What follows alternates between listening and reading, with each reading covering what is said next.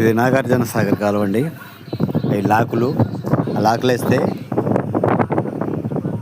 ఇటు రావటం వాటర్ ఆగిపోతుంది. లాకులు తీసేస్తే వాటర్ ఇటు వస్తాయి. ఇంకొక వేరే దిక్కున అటు ఆ సైడ్ ఇంకొక కాలువ ఉందండి. ఆ కాలువన వాటర్ వెళ్ళిపోతాయి.